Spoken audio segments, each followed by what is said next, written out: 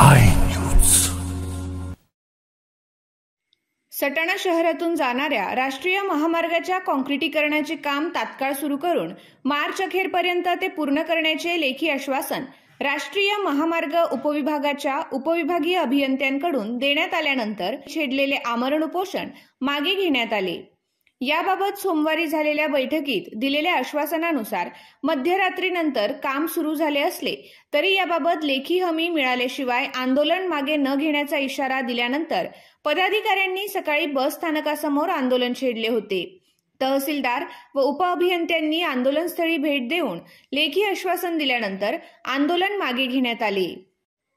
बाजार समितीचे माजी संचालक जयप्रकाश सोनवणे, माजी नगरसेवक अरविंद सोनवणे, राजनसिंग चौधरी व अन्य पक्षांच्या पदाधिकारी व व्यापाऱ्यांनी गेल्या 20 दिवसांपासून आक्रमक पवित्रा घेत रखडलेले काम तात्काळ सुरू करण्याची आग्रही मागणी केली होती।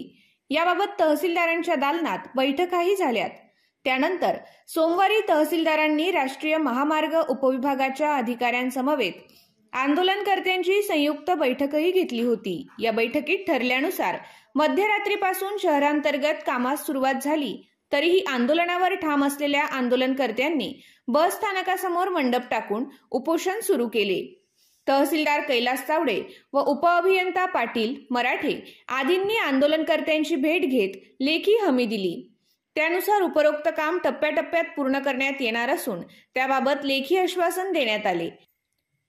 त्यामुळे समाधान झाल्याने आंदोलनकर्त्यांनी उपोषण मागे घेतले। विनंती आहे तरी तुम्ही टायमिंग तुमचा दिलाय तर लवकरात लवकर हो आणि दर्जा कामाचा दर्जा क्वालिटी ठेवला जाईल, क्वालिटी पाहिजे। आंदोलनात राजू जगताप, नंदू पाटील, विक्रांत पाटील, विकी सोनवणे, अनिल पाकळे, पप्पू शेवाळे, श्याम बगडाने, संदीप खैरनार, भूषण सूर्यवंशी, दीपक जपानी, सुरेश नमस्कार, विशाल आंबेडकर, दिलीप सोनवणे, खंडेराव सोनवणे, विक्रांत बोरसे, मंगलसिंग जोहरी, संदीप सोनवणे, सागर सोनवणे, परेश देवरे आदींसह सर्वपक्षीय पदाधिकारी व शहरवासीय सहभागी झाले होते।